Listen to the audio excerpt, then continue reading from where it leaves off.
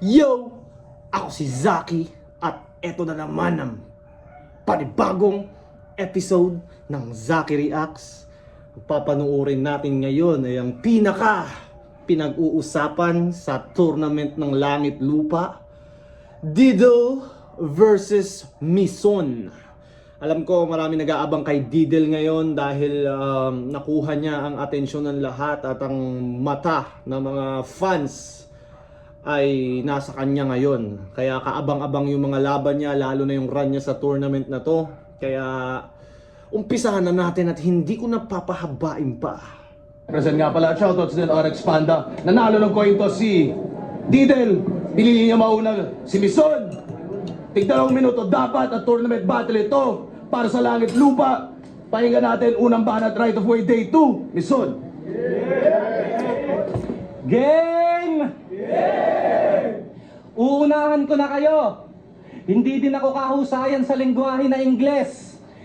Para sabayang kasaganyan, hindi ako magpapa-stress. Hindi ako magpapa-stress. Ikaw na lang yung magpa-impress kasi kahit anong English mo, tingin ko pa din, you are a weak artist. Tangina panis, may accent yon. Hilig kasi mag-English sa battle. Kung inyong ire-recap, kada English mo katumbas nun dobling hikab. Malasak maestro daw, istilot kalidad. Ulul ganyan yung tito ko bago i-rehab. Kada sampa, English at Tagalog sa linya ay halo. Pabibo tong bano, akala mo talaga ang kanang kano. Di ka na-inform na ang tingin namin dito sa ganyan ay palo. Tanginan to mga bisakol na to, dito pa mag-aamats. Hoy, unang-una, hindi mo ko kamats. Ganun Hindi mo kamats. kayo mag-pronounce ng word, solid ginawang sulid.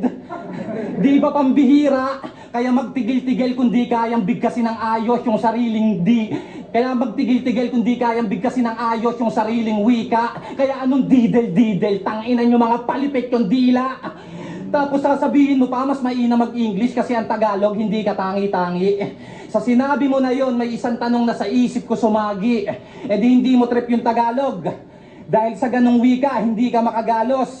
Kaya pala nag-stick na lang sa linya na puro English na halos kasi hindi siya makapagtagalog ng maayos.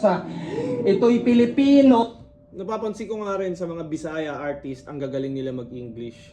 Si MP3, si Sak, si Marshall, si GL. Ito yung angle ni Mison sa kanya. Kasi nga, ganun naman talaga si Diddle mag-rap. Parang mas marami yung English words na ginagamit niya kaysa sa Tagalog. Kasi parang usually, parang minsan nga, mas komportable pa sila mag-English kaysa mag-Tagalog eh.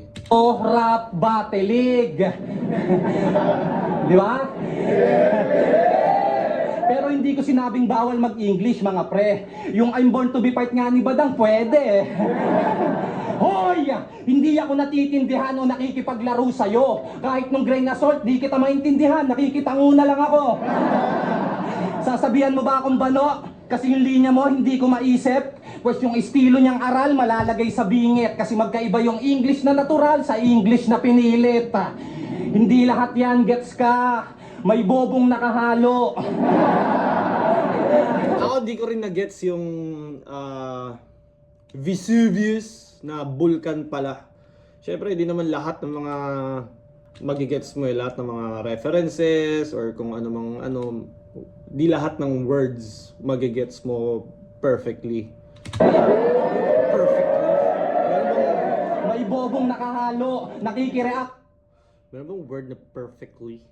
lang kami sa'yo kasi galing kang malayo. Tas sa di malamang dahilan, naging pambato. Sa bagay, maluloko mo yung iba dyan, pero kaming hindi talaga marunong ay malabo. Repen CDO, kaya yung lugar mo ay iaangat mukha mo, pues bara-bara lang nasulat, babakat ko sa mukha mo. Kasi kung usapang panlasa, tinatangoan ka lang gago, ako namang kinakagat ng tao. Tas trono sa oro represent, laging binibida. Pero kung usapan naman laglag, liga nila yung bobong mauuna. Dahil ako'y nakatodo bawat combo ng puta. Liga nila yung may logo na trono sa orong makikita. Pero itong taga-oro, oo, walang tronong makukuha. O bakit? Inaasahan ka sa finals? pakialam ko. Wag mo nga akong niyayabangan. Kung tingin nila sa'yo, bagong sak, edi masarap kang tapak-tapakan. Sa entrance ng semis, nag-astahang mga harang. Bagong sak, sarap tapak-tapakan. Tipong kami, wala lang. Laging hinahayaan. To kay Mison, napapansin ko, puro punto lang siya. Wala siyang masyadong layers, walang wordplay. Pero mukhang tumatalab naman yung punto niya at yun nga, parang binibreakdown niya yung style ni Didel dito sa first round. Kaya kung ginulat kayo nito sa unang beses niyang pagsalang, panoorin mo naman akong mag-advance lalo't di nyo inaasahan.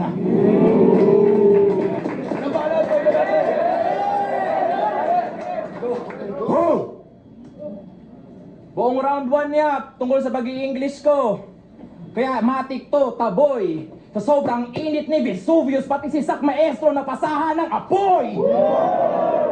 Kaya yo, may gabi, flip top. Ako nga pala si Didel, rep and CDLC.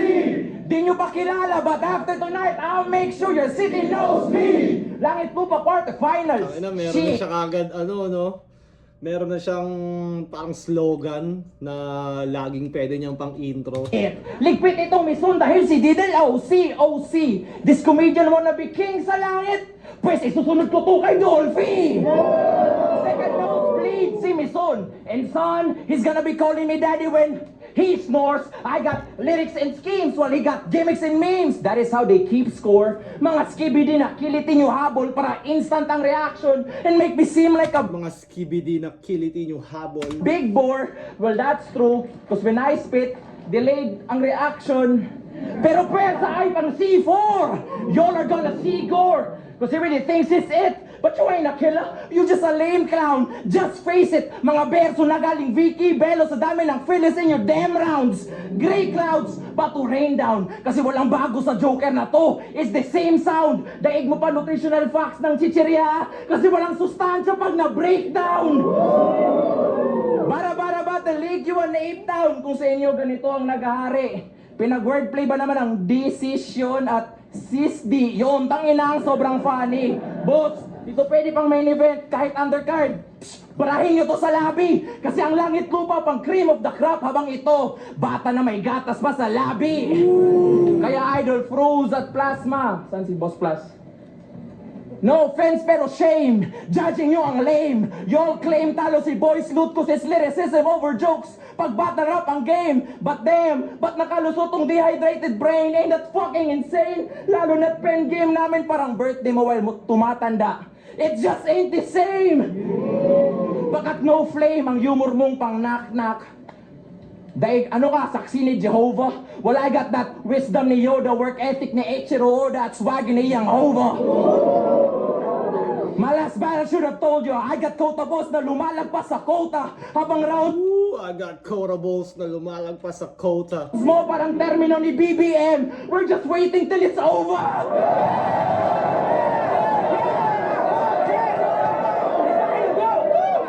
Eh paano ba naman pag dehado matik tatawagin ang kalaban na Bisaya, katulong, magsasaka, taga-bundok, tagahalo ng semento, nagbebenta ng siomay, etc. examples. Kaya naging matunog si Uncle kasi nakasurround sa stereotype ang kanyang sound tol. Kasi self-esteem might fucking crumble, kaya crab mentality sa rumble. Well, blow your smoke, but si Didel catalytic converter. So your toxic shit kaya kong ma-handle. So light the candles. So light the candles cause we gon' brawl. Dito simpleng beast a call. I suggest you keep your shit within battle rap cause Enigma gave this beast a call. But just in case makalimot to at malitin ako, I'll give him proof that's sociable. O ayan, chemical engineer license ko. Now tell me bitch, who's weak and small? Tangina, nilabasan ka ng chemical engineering license. Tangina, wala ka talagang palagpag. O ano tol, masyado bang mayabang? Did I come and fuck up the vibe? Hoy, Didel pasikat. Well, that's true. That ain't a lie. Di ko yan i-deny. But as to why na-bring up ko ang profession ko, come and listen my guy. Gusto ko lang ipakita na kung usapan ay bigayan, mesan, kayang-kaya ko mag-provide. Pagkat Bigayan, misan, provide. But as to why na-bring up ko ang profession ko, come and listen my guy. Gusto ko lang ipakita na kung usapan ay bigayan, mesan, kayang-kaya kong mag-provide. Pagkat style lang ang kaya mong i-breakdown. Kaya kong i-breakdown ang iyong anatomy. Pagkat chemical engineer, so I've mastered the chemistry. Pag nag-break bad, bigay ko sa'yo ang reactions at energy of enthalpy. Pag lumabas na si Heisenberg, wala nang uncertainty.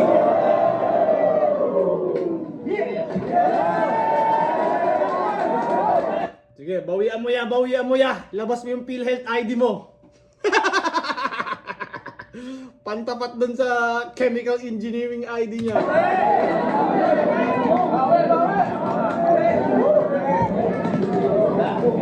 Magre-rebat sa... Yo! Magre-rebat sana ako, kaso English yun, huwag na lang. Game! Alam nyo bang sa liga nila, matuturing na malakas yung MC kapag malakas ka mag-call out! Tangina, meta sa inyo, may MC ka lang na i-mention. Malakas na yon kahit sa kalaban, walang koneksyon. Pag nagbanggit ng pangalan, palakpakan, no? Parang graduation. Ang aakyat sa final, si Didel. Tangina, may mga toyo ba kayo? O sinasadya na lang para sa atensyon? Bilang mga rapper, tiyak wala kayong direksyon. Yung ganong ka-OA na react para kayong nasa eleksyon.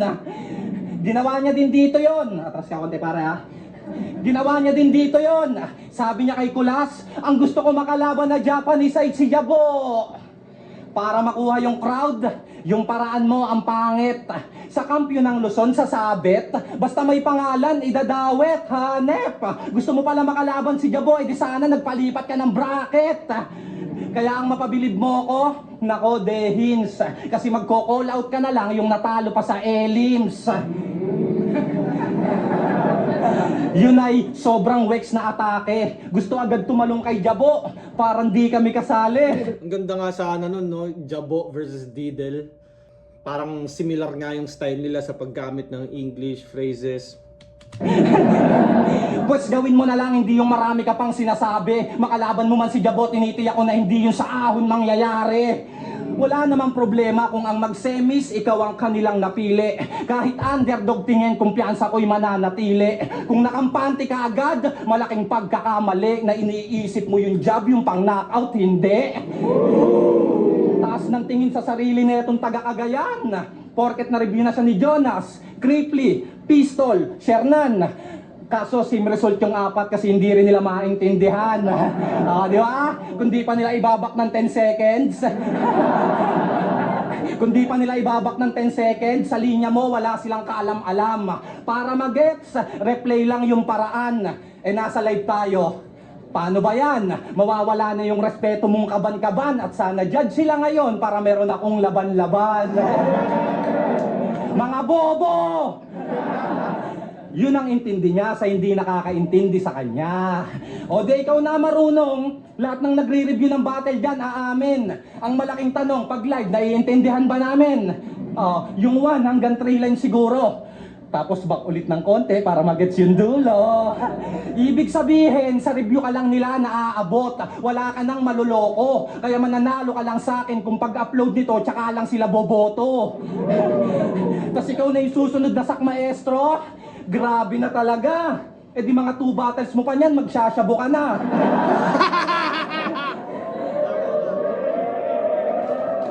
Lakas din ni Mison. Tigas ng muka na yung muka idikit kay Sak. Eh si Sak marami ng pinagulong. Sa'yo haka-haka, drawing lang yung ginigiit nyo. Sa linyahan pa lang malabo, kaya bakit nagpipilit to? Kaya imbis na didel, dapat dudel, kasi yung mukha lang pinagdidikit mo. Tapos sasabihin nyo, mahihirapan ako kasi si didel na yan. Mga ulol, kaya ko rin mag-English, isang Google ko lang. At kung inaakala nyo na madali akong mapapanes, tandaan nyo na hindi sukatan ng talino ang Ingles. Oo nga, hindi nga sukatan talaga ng talino ang English. Pero sa panahon ngayon, halos lahat. Ang English ay universal language. So, kailangan mo matuto ng English. Para lang naman sa akin, para sa akin, kailangan mo matuto ng English. Kasi, kung yun yung ginagamit na lengguwahe sa buong daigdig, di ba? Syempre, paano mo may intindihan yung anong nangyayari sa mundo kung di ka marunong mag-English? Tangin ang mga anggel yan, walang pinipili. Didel, malakas daw sa replay, battle tayo kripli. Yo, bago ko simulan ng round 2, yo, Department of Education. May obserbasyon lang ako na medyo nakakatakot. Ayon sa datos, ang reading and writing comprehension ng Pilipinas may hinaharap na dagok.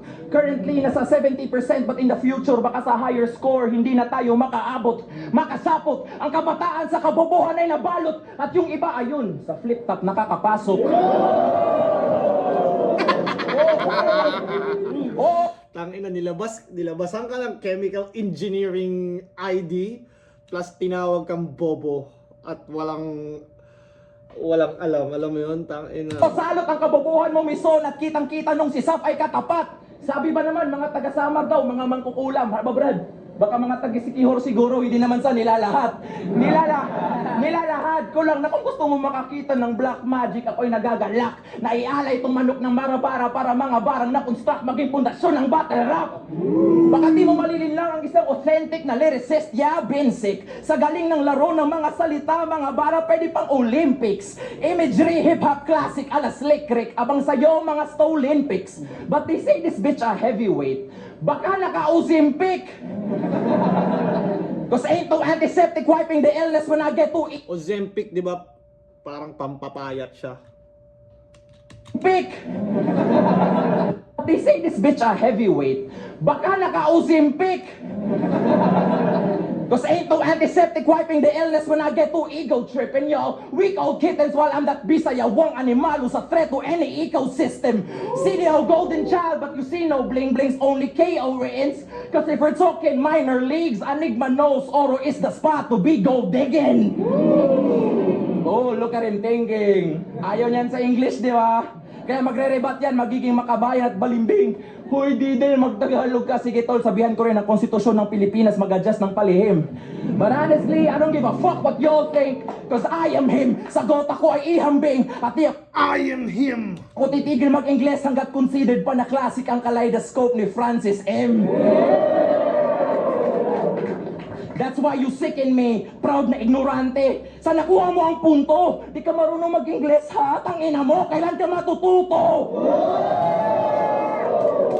Parang parang dahil sa angle niya na about sa pag-i-English ni Didel, ngayon pinagmumukha siyang bobo ni Didel. Parang pinalala niya yung angle sa kanya na, ay, hindi ako marunong mag-English. Tapos ngayon, ang sinasabi ni Didel, bobo ka. So open up your phone, delete mo ang TikTok, download Duolingo. Yun na. Delete mo yung TikTok, download Duolingo. Download Duolingo, yung aking simple na panuto. Cause how the fuck do you expect to make it big if big words kaya ka nang mapasuko? Baka, don't get me wrong, ako isang ayon na ang wikang Pilipino dapat isulong ka supar. Baka nakakalimot ka, nakastila ang ginamit ng ilustrado para hinaing ay ibulgar. Patis polaryum ni Juan Luna ang impluensya, Romanong kultura at lugar. Kaya kung stick to Tagalog ka lang repa, then you'll never learn the art of war.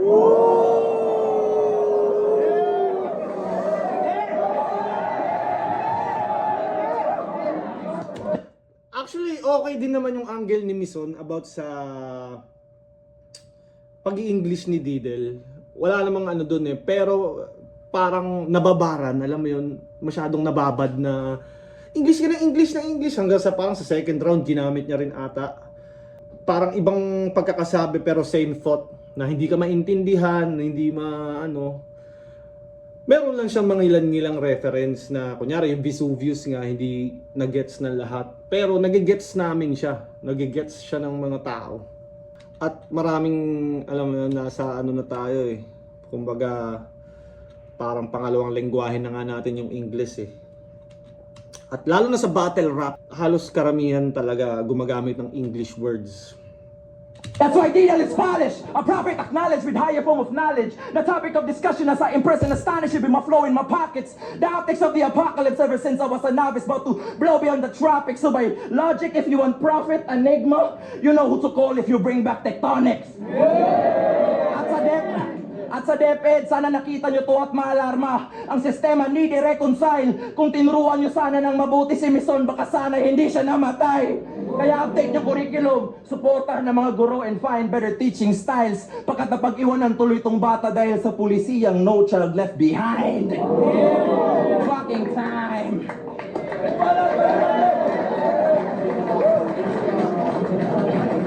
Yup. Parang ano yung material ni Didel, pang counter talaga sa material ni Mison eh. Alam mo yun, parang inangle ni Mison na puro ka English. Ang angle naman ni Didel, bobo ka mag-English, bobo ka, di ka makaintindi. Yung angle sa first round about sa puro English, parang okay naman eh. Pero nung umabot pa sa second round na parang kesyo hindi magets ng lahat, parang disagree ako doon. So third round, tingnan natin yung third round ni Mison. Oh. Game!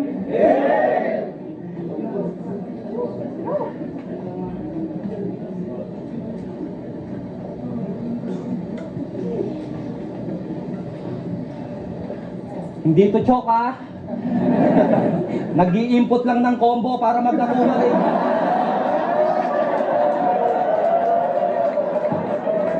Nagre-reference pa ng ganong laro. Gets naman namin. Kaso masyado mong pinahalata na yung edad mo 40-hen. Makabago na ngayon. Yung meta, nilalayo mo ba? Yung ganong kaluma, nilalaro mo pa? Mga nakaranas ng laro na yon, ngayon nirarayuma na.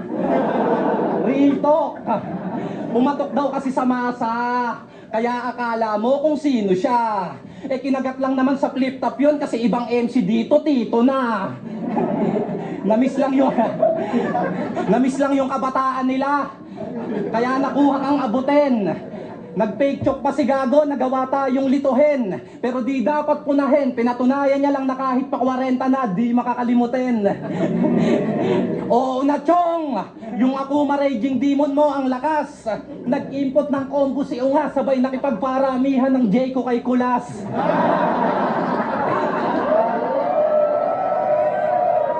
Seryoso?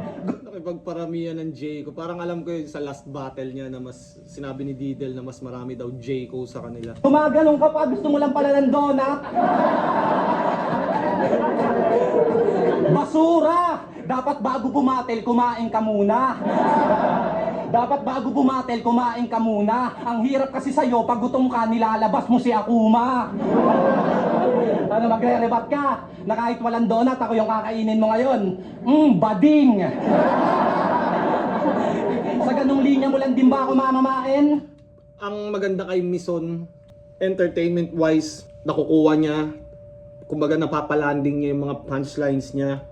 Kahit simple lang yung mga punchlines niya na joke, napapalanding niya, kumukonekta siya sa crowd.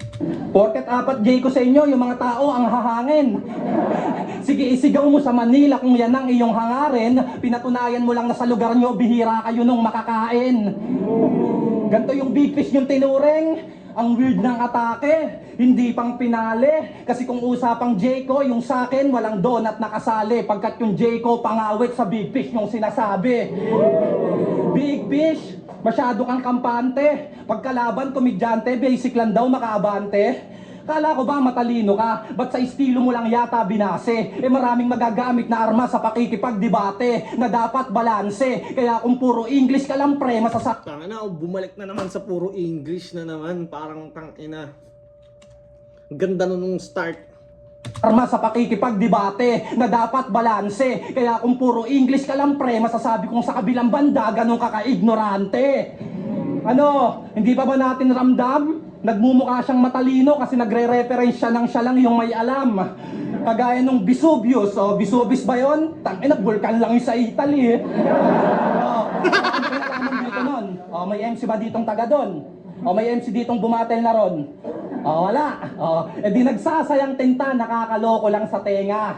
Lahat ihahatid kahit wala na yun sa tema. Kaya ang nabatid ko at nakita, na kahit walang MC'ng natawid, basta maitawid niya lang yung linya. Huli ka na boy, kas priority target, uunahin ka niya. Tangina boss, pakikaamos, sipain mo na. Bulkan talaga sa Italy, proud na sinabi niya pa. Sa ginawa mo na yon, may inaani ka ba? Kung bundok sa Taiwan ni reference mo, baka si Madam Erlyn Shaw, kuhanin ka pa. Bobo eh. Palibasa kasi, Repinil. Grupo ng mga bisakol na yung pantalon fit tapos kulay green. Dapat yung mall nyo nakaseparate. Nung nanalo kay Kulas, dun pa pinrate with cake na nakadedicate. Tapos sabihin mo sa grupo mong sutil, wala mo nang isa-celebrate kasi kung kayo yung Repinil, ako yung nang i-eliminate. Lakas din, kumbaga para nga siyang style clash dahil si Mison siya yung ma-jokes comedy. Tapos kay Didel naman parang pure lyricism.